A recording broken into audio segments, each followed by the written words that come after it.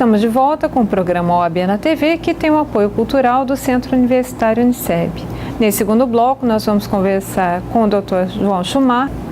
Doutor, a questão da locação é uma coisa que exige muito cuidado hoje em dia, né? Principalmente na hora da escolha de uma imobiliária. Quais são os cuidados que o locador tem que ter? O primeiro passo é contratar um profissional para administrar esse imóvel, né? É interessante pegar uma pessoa de confiança, uma empresa de confiança e solicitar sempre autorização. Fornecer o locador, obrigatoriamente, fornecer a autorização para o corretor de imóveis ou a imobiliária para poder divulgar esse imóvel, seja através de mídia, né? Seja de forma particular. Por que essa obrigação? Com o documento, o corretor ou a imobiliária autoriza a pessoa ingressar no imóvel, seja num condomínio, seja em outro fora do condomínio. Então essa autorização permite essa pessoa fazer a divulgação para terceiros, né? E hoje os condomínios, principalmente os condomínios, exigem o profissional credenciado junto ao CRES para poder adentrar no condomínio e mostrar o imóvel para a pessoa interessada. Outro ponto importante é com relação à documentação. Aparecendo interessado para alocar aquele imóvel, é bom sempre levantar todos os documentos, tanto do locatário como do fiador, e de preferência cópia autenticada, ou conferindo com o documento original. Então, basicamente, RG, CPF, comprovante de residência, certidão de estado civil, comprovante de renda, ou imposto de renda, e consulta aos órgãos de proteção ao crédito. Para quê? Para ver se tem alguma restrição e aquela pessoa não tem problema judicial. Esse é um primeiro passo da questão de garantia para fazer uma boa locação. O fiador seria os mesmos documentos, né? Exigir esses mesmos documentos do fiador. E o terceiro passo seria a caução. A caução é muito importante no contrato de locação, em virtude que hoje as demandas judiciais com relação à ação de despejo, o locador tem demorado muito para receber o imóvel na ação de despejo, né? Então, você tentar amarrar, para evitar essa demora judicial, você tentar amarrar uma garantia, ou através de caução do imóvel do fiador. Hoje tem a modalidade de seguro-fiança ou título de capitalização, que tem sido muito bem aceito hoje nos contratos, junto com as imobiliárias que fazem a administração de locação. Então, esses três passos, acho que são os critérios mais importantes para você fazer um bom contrato de locação. Doutor, a figura do fiador está saindo de cena? Sim, em virtude das seguradoras garantir a locação, a figura do fiador tem saído de cena em muitos contratos que eu tenho visto, em razão que é difícil a pessoa querer ser fiador de uma outra pessoa, tá? Então está ficando mais em desuso essa situação e está aparecendo mais os contratos de locação com a garantia da fiança locatícia. Outro ponto é a capitalização. Então essas duas modalidades têm sido bem aceitas dentro do mercado imobiliário. E as seguradoras têm investido muito nesse filão do mercado. E qual que é a diferença entre a caução e o seguro-fiança? A caução é quando um terceiro dá um imóvel em garantia para garantia da locação. Ou seja, um imóvel onde você registra aquele contrato da locação no imóvel que foi dado em garantia. O seguro-fiança é um seguro, uma apólice que é emitida e o beneficiário é o locador, no valor referente ao contrato de locação. Se o contrato de locação são 36 meses, geralmente a apólice é sobre o valor total da locação. Ou fica a critério do locador a garantia. Tem seguros-fianças que são em 12 meses, tem seguros-fianças que são em 36, tem seguros-fianças que são em 3 meses. Isso vai muito na hora da transação junto com o locador. A capitalização, que seria outra modalidade também, é onde o dinheiro que foi depositado pelo locatário como garantia retorna no final da locação. É um valor que também o locador vai pedir que deposite 3 meses, 10 meses, 5 meses, 12 meses, fica a critério da negociação. É feito um título, emitido uma apólice para a garantia da locação. Na hora que encerra o contrato de locação, aquele dinheiro retorna para o locatário. Ele é corrigido muito pouco, mas esse dinheiro automaticamente retorna. E no caso, hoje em dia, de desocupação de imóveis, quando o locatário não honra o compromisso pactuado, tem demorado muito essas demandas? Qual é o prazo? Sim, infelizmente tem demorado muito com relação à retomada do imóvel, numa ação de despejo. Por isso que eu sempre oriento os clientes sempre amarrar uma garantia real ou seguro ou capitalização, porque em virtude da demanda judicial é um processo mais longo, às vezes a pessoa demora 10 a 12 meses para desocupar esse imóvel e, consequentemente, uma dívida às vezes de condomínio, de IPTU, de DAERP, e aí o valor aumenta muito, fica muito considerável até a retomada do imóvel. Então, por isso que a garantia, a seguro-fiança, calção e o calcionamento de imóvel tem sido bem usual em razão da demora do judiciário. Ou seja, o locador quer se proteger numa garantia para não ficar dependendo do judiciário emitir uma liminar para a retomada do imóvel. E os juízes têm concedido as tutelas antecipadas nesses casos ou não? Muito difícil. Eu tenho alguns casos que eu tenho visto quando não há garantia, ou seja, não tem fiador, não tem calção, não tem seguro-fiança nem capitalização. Alguns casos, quando só há a figura do locatário, os juízes têm emitido a liminar. Doutor, e a lei estabelece algum prazo para locação de imóveis? O prazo de 36 meses, né, para locação de imóveis é o usual, podendo sair em 12, mas tem contratos em 12 meses também. Dentro da legislação, fala em questão de prazo indeterminado, quando você podendo notificar outra parte a qualquer tempo para desocupação do imóvel, ou quando você estabelece esse prazo. Tem um prazo mínimo de 30 meses para o caso de denúncia vazia, né? E aí fica a critério mesmo das partes a estabelecer esse prazo. A legislação só dá parâmetros, mas obrigatoriamente não obriga que seja daquele tempo. No caso de uma ação de despejo, feito contrato de locação, eu cumulo com a cobrança dos aluguéis. Correto? Seria isso. Isso.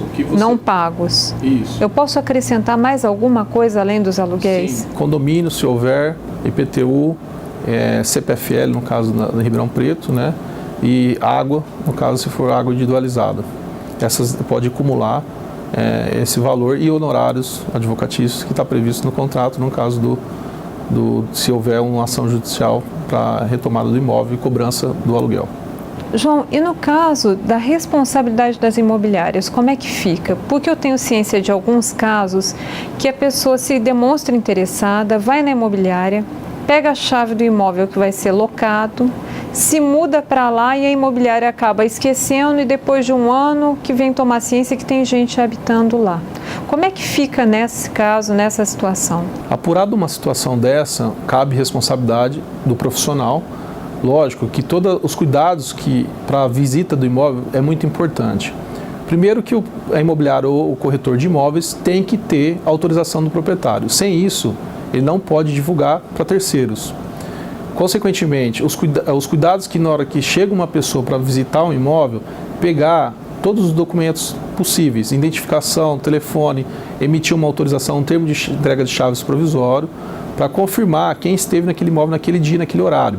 Na hora que sai da imobiliária, com o termo de entrega, a marcar o horário, e na hora que devolve com a chave, colocar o horário de retorno.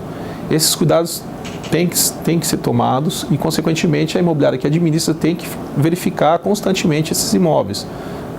Analisando, vendo, passando, olhando se tem algum problema, situações diversas que podem ocorrer. Se o imóvel está desocupado, sempre transmitir isso para o proprietário, ou o proprietário dar um respaldo também com o imóvel, se já foi locado, não foi locado. Então é muito importante a imobiliária sempre fazer essa constatação, junto com seus profissionais, sobre a situação do imóvel, tanto com a análise da documentação de quem está visitando pela primeira João, vez. nesse exemplo que eu dei agora, qual a ação cabível? Seria uma ação de reintegração de posse, né, contra a pessoa que entrou no imóvel sem autorização, sem um contrato, né, sem autorização para morar no imóvel. Contra a imobiliária não cabe nenhum tipo de ação? Sim. Se for constatado, né, que houve essa falha da empresa que está intermediando e administrando o imóvel, cabe responsabilidade também. Nesse caso, o porquê que a gente propõe a reintegração e não o despejo, doutor? Nesse caso que foi citado, não houve uma invasão no imóvel, né? Não houve uma locação, não finalizou uma locação. A pessoa invadiu o imóvel sem intenção do locador para a locação. Então, por isso que cabe uma reintegração de posse nessa situação. Ou seja, a pessoa entrou no imóvel sem a consciência do locador e sem a consciência da imobiliária também. Doutor, e os cuidados que o inquilino deve ter, o locatário, antes de alugar um imóvel? O primeiro passo seria ir junto ao registro de imóveis, levantar uma certidão de matrícula do imóvel e para verificar se a pessoa que está alocando o imóvel é realmente a proprietária do imóvel. Outro ponto importante é o auto de vistoria, verificação do que está alugando, não tem nenhum problema, o que está descrito, né? E outro passo é verificar se tem débitos de IPTU, de DAERP, de CPFL, porque dali para frente ela passa a ser responsável, o que é anterior é do locador do imóvel. Então esses seriam os cuidados do inquilino para a finalização do contrato de locação. Doutor, obrigada pela sua participação. Foi um programa excelente, esclareceu muitas dúvidas, não só minhas, como de todos os espectadores. Eu agradeço a participação, por poder contribuir com a TV OAB de Ribeirão Preto. Este foi o programa OAB na TV da 12ª subseção, com apoio cultural do Centro Universitário Uniceb. Obrigada e até o próximo programa.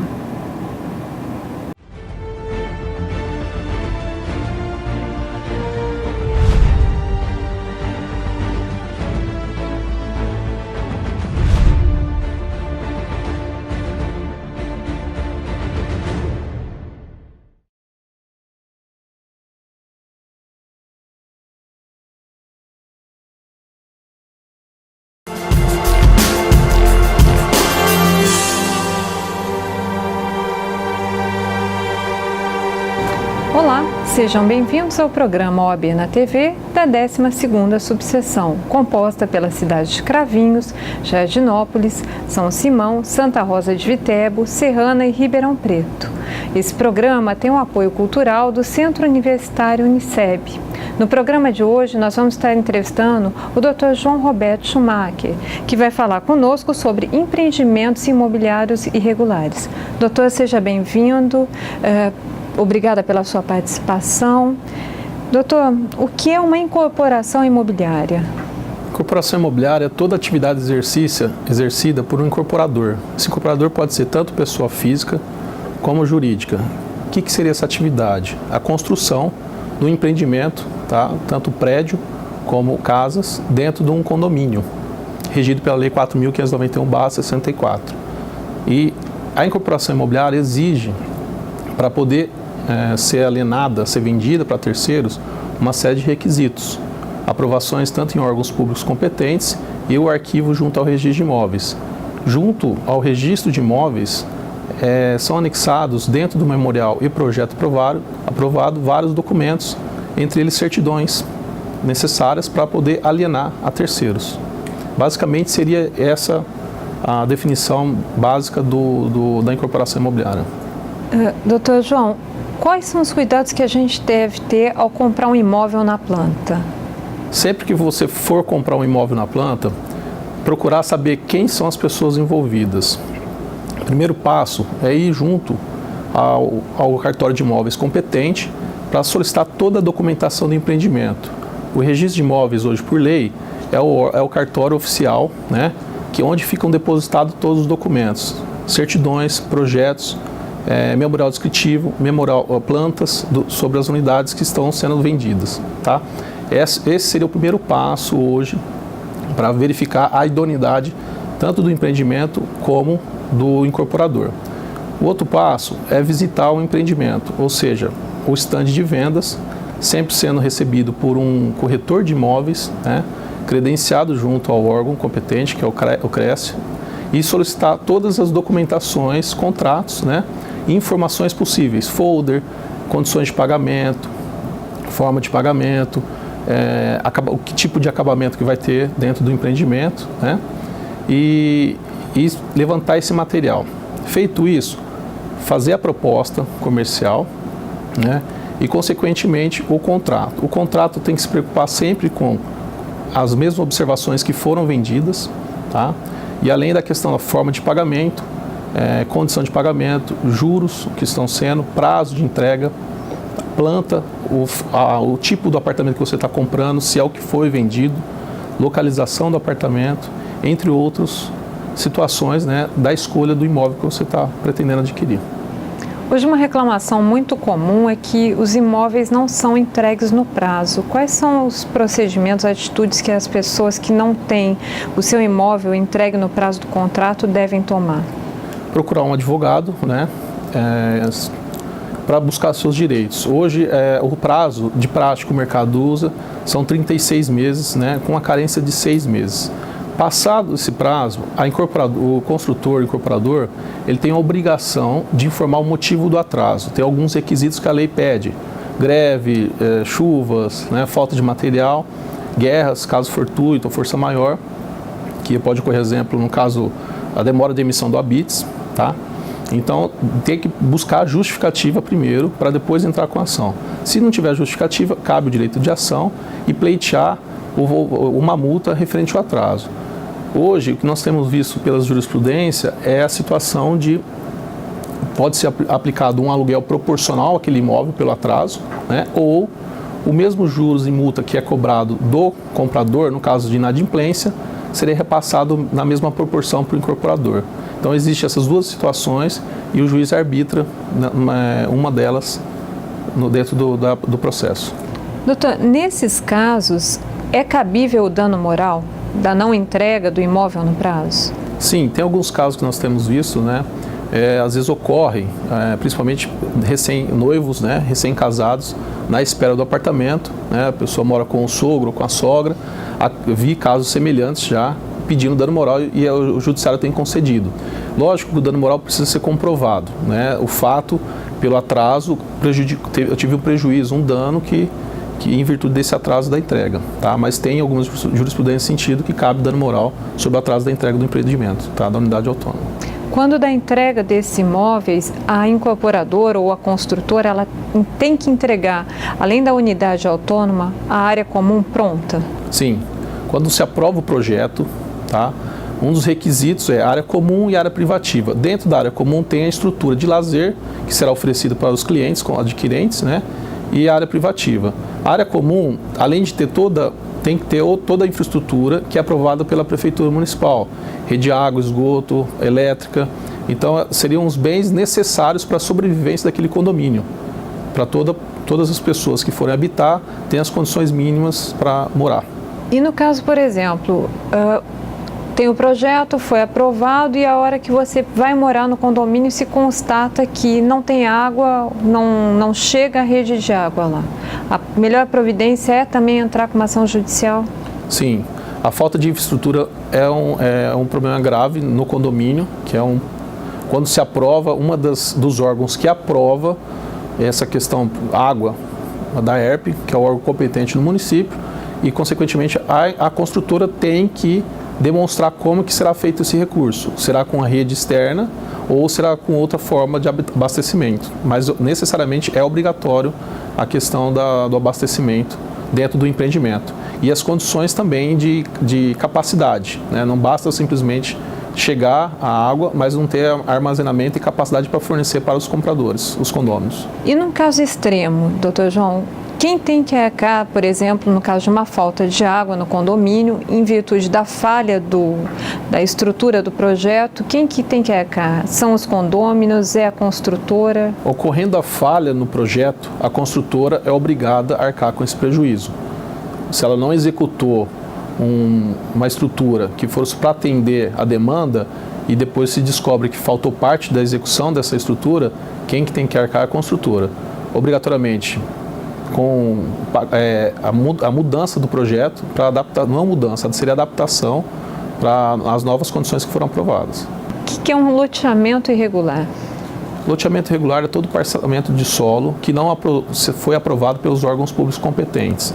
Hoje, quem aprova o loteamento é o município com um órgão ambiental, Grapoab, que é um órgão de análise, que é onde vários órgãos analisam aquele projeto para fazer o parcelamento de uma gleba, onde se viram lotes individualizados com toda a infraestrutura interna do loteamento. Água, esgoto, calçada, energia. Esse seria basicamente o conceito do loteamento. E o irregular é quando há um parcelamento irregular sem as devidas aprovações e sem o registro no cartório de imóveis. E para regularizar esse loteamento irregular, existe alguma possibilidade? Sim, se há um parcelamento irregular, hoje as pessoas que são proprietárias, eles são proprietários de uma fração ideal do todo, né? Então, consequentemente, eles têm que submeter a aprovação desse loteamento nas condições que a lei exige, que hoje é 6766 de 79, que trata sobre loteamento. Então, essas pessoas proprietárias aprovam o projeto, regularizam junto ao cartório de imóveis para poder virar uma matrícula individualizada e tem que executar a infraestrutura. Além disso, se o loteamento é irregular, cabe responsabilidade de quem vendeu. Não basta, a obrigação seria de quem vendeu esses lotes e não das pessoas que adquiriram. Tá? Doutor, e quem promove um loteamento irregular pratica algum tipo de delito? Sim, pratica delito, tá? Tem previsto na lei sobre isso. Cabe tanto responsabilidade criminal como responsabilidade civil sobre a pessoa que loteou. O que é preciso para se aprovar um loteamento? O loteamento, primeiro é fazer o projeto, é entrar na prefeitura e acompanhar todo o passo a passo desse projeto. São vários órgãos que analisam, a Prefeitura Municipal divide em vários departamentos, né, da questão principalmente da infraestrutura, e outro órgão que analisa também é a Grapoab, que fica em São Paulo, que cuida da parte ambiental, bombeiro e outros requisitos para aprovação do loteamento. O loteamento tem que estar dentro de uma área de expansão urbana, não obrigatoriamente, mas tem que estar dentro de uma área de expansão urbana para ocorrer o parcelamento, que seria a extensão da cidade. Às vezes ocorre muito do imóvel ser rural, a partir do momento que registrou o loteamento ele passa a ser urbano. Tá? Então seria o mesmo processo de aprovação de um condomínio, com alguns requisitos diferentes, mas é a prefeitura, órgão ambiental, no caso aqui no Grapoab, né, e registro de imóveis. A partir do registro de imóveis, a matrícula mãe, que é onde é a gleba, desmembra em vários lotes, que seria a matrícula individualizada. Esse seria o processo mais resumido da questão do loteamento. E o que a gente poderia definir como condomínio irregular, então? Condomínio irregular também seria, no caso, uma venda de frações ideais do empreendimento que não existe de direito. Ou seja, não existe a matrícula, não existe projeto aprovado, não tem nenhum documento, uma garantia real para o adquirente sobre aquele empreendimento. Basicamente, hoje, para você, o condomínio irregular, existe dois tipos de condomínios regulares. Os que já estão prontos, que eles existem de fato, mas não existe direito, e os condomínios que estão vendendo. Os que estão vendendo na planta exige toda a aprovação e documentação junto ao cartório de imóveis. Sem essas documentações, sem esse registro, não há possibilidade de poder vendê-lo, alienar terceiros, porque não tem uma garantia real amarrada na matrícula do imóvel.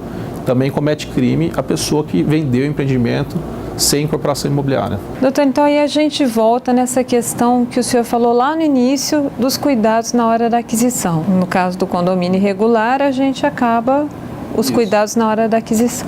A preocupação do condomínio irregular é que eu sempre oriento meus clientes. A questão, o primeiro passo a ser dado são as certidões, antes de qualquer coisa.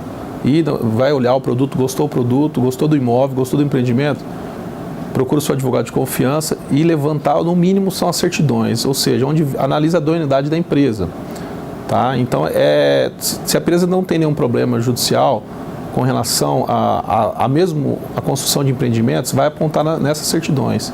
E ficam arquivados no cartório de imóveis para regularizar, né, o empreendimento, para registrar e gravar na matrícula onde será edificado esse empreendimento.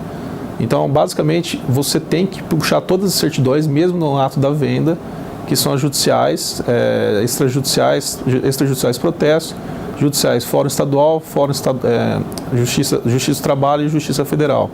Levantando esses documentos é o primeiro passo que você dá para fazer uma boa aquisição do imóvel.